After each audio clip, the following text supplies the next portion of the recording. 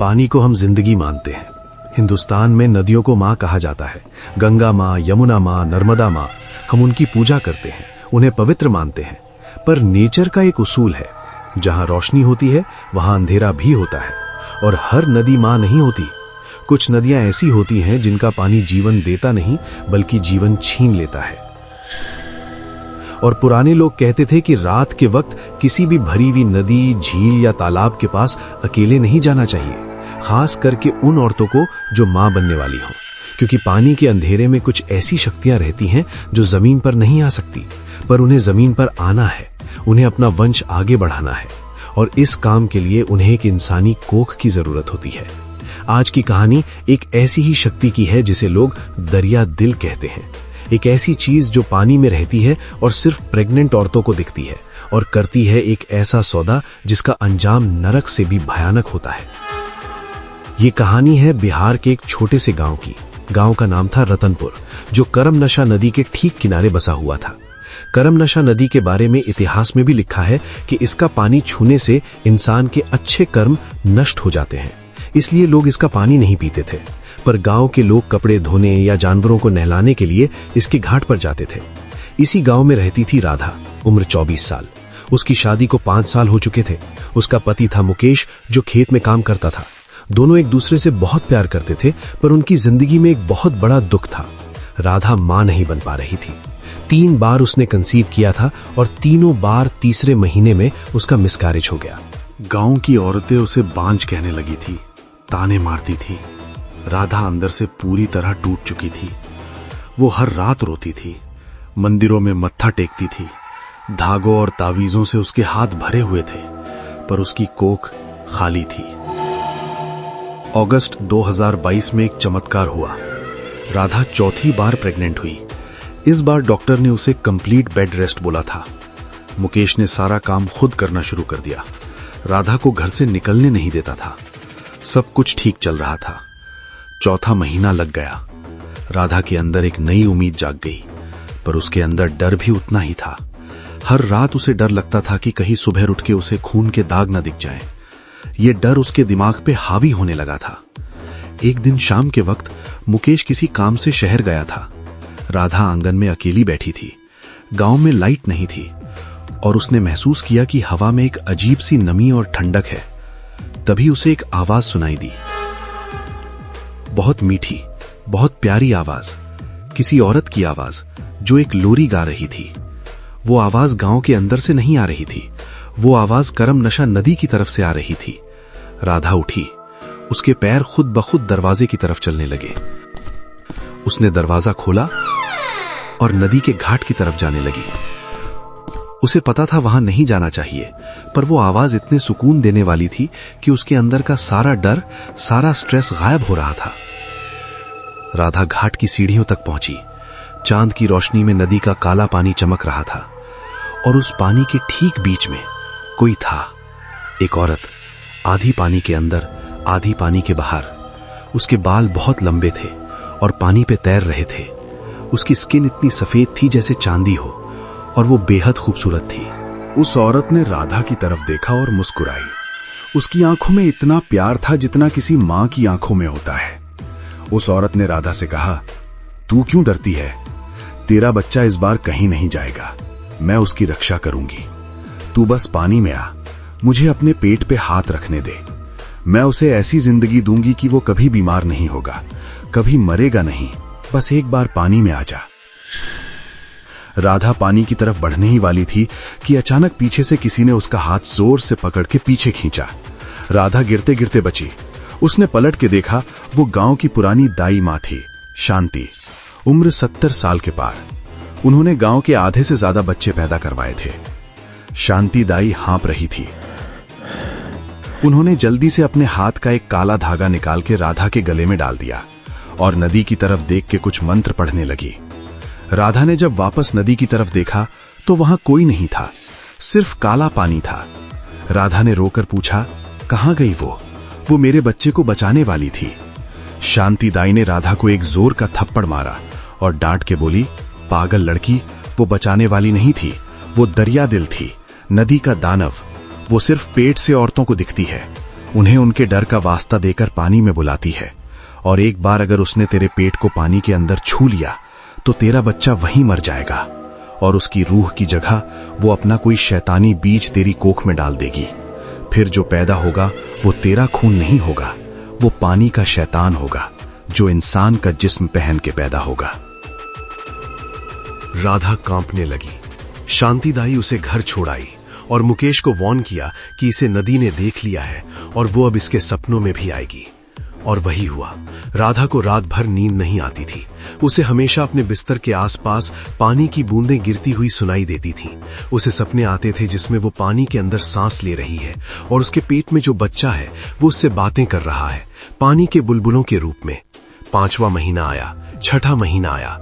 राधा की दिमागी हालत खराब होने लगी। वो पानी देखकर अजीब सा बिहेव करती थी। वो नहाना भूल गई थी, पर वो घंटों बाल्टी के पानी को घूरती रहती थी। और फिर आया 8वां महीना। एक रात मुकेश गहरी नींद में था। राधा उठी। उसकी आंखें आधी बंद थीं। वो हिप्नोटिक स्टेट में थी। उसने घर का दरवाजा खोला और नंगे पैर सीधा करमनाशा नदी की तरफ चल दी। उसे लग रहा था कि उसके पेट में बच्चा तड़प रहा है, उसे पानी चाहिए। दरिया दिल उसे पुकार रही थी, आजा, अब वक्त आ गया है, तेरा बच्चा बच जाएगा, बस एक बार पानी में आजा। राधा घाट पे पहुंची और इस बार वहां शांतिदाई नहीं थी रोकने के लिए। राधा सीढ़ियों से उतरकर नदी के ठंडे काले पानी में घुस गई। पानी उसके घुटनों तक आया, फिर कमर तक और फिर उसके पेट तक, जहां उसने अपने हाथ रखे हुए थे। तभी पानी के अंदर से एक हाथ बाहर आया, सफेद चमकता हुआ हाथ। उस हाथ में उंगलियां बहुत लंबी थीं और उनके बीच झिल्लियां थीं जैसे मछलियों के फिन्स होते हैं। उस हाथ ने राधा के पेट को छुआ। जिस पल उस हाथ ने राधा के पेट को छुआ, राधा के जिस्म में एक ऐसी बर्फीली ठंडक दौड़ गई जैसे उसका खून जम गया हो। राधा ने देखा पानी के अंदर से एक चेहरा बाहर आया। वो सुंदर औरत का चेहरा नहीं था अब। उस चेहरे पर नाक नहीं थी, सिर्फ 2 छेद थे। आंखें पूरी तरह काली और इतनी बड़ी थीं कि चेहरे का आधा हिस्सा घेर रखी थी, और उसके मुंह में हजारों छोटे छोटे नुकीले दांत थे जैसे किसी खतरनाक मछली के होते हैं। राधा चीखना चाहती थी, पर उस क्रीचर ने अपना दूसरा हाथ राधा के मुंह पे रख दिया और राधा के पेट के अंदर एक जोर का झटका लगा। उसने महसूस किया कि उसके अंदर जो जिंदगी थी वो एक पल में खत्म हो गई, बिल्कुल शांत। और ठीक अगले ही पल उसके अंदर एक नई चीज हिली, बहुत तेजी से, इतनी तेजी से जो कोई इंसानी बच्चा नहीं कर सकता। वो दरिया दिल मुस्कुराई और पानी के अंदर गायब हो गई, और राधा बेहोश होकर नदी के किनारे गिर गई। सुबह गांव वालों ने राधा को घाट पे देखा, उसे अस्पताल ले गए।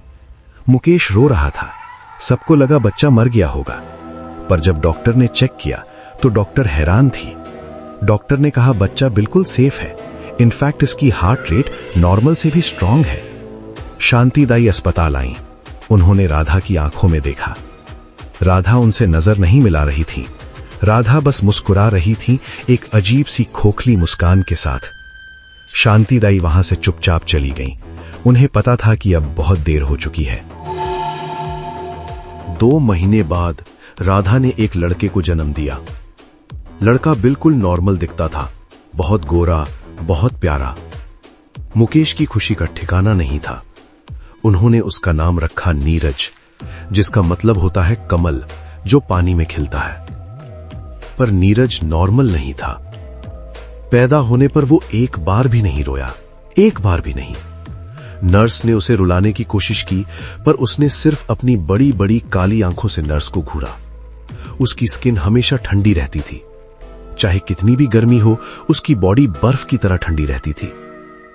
वो कभी किसी खिलौने से नहीं खेलता था, पर अगर उसके पास पानी का कटोरा रख दो तो वो घंटों उस पानी को देखता रहता था।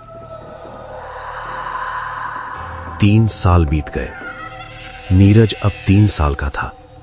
बोलता नहीं था, सिर्फ गर्गलिंग साउंड्स निकालता था जैसे पानी के बुलबुले फूट रहे हों। मुकेश को अपने बेटे का यह बिहेवियर अजीब लगता था, पर राधा उस पे जान छिड़कती थी। राधा भी अब बदल चुकी थी। वो सिर्फ नीरज के आसपास रहती थी और किसी से बात नहीं करती थी।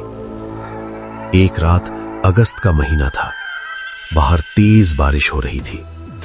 मुकेश की आंख खुली रात के 2 बजे। बिस्तर पे राधा नहीं थी और नीरज भी नहीं था। मुकेश घबरा के उठा। उसने पूरे घर में ढूंढा। लाइट चली गई थी। उसने फोन की टॉर्च ऑन की और बाथरूम की तरफ गया। बाथरूम का दरवाजा बंद था और अंदर से पानी गिरने की आवाज आ रही थी। मुकेश ने दरवाजा खोला और जो उसने देखा उसने उसकी दिमागी हालत हमेशा के लिए खत्म कर दी। बाथरूम में एक बड़ी सी पानी की टंकी थी, प्लास्टिक की।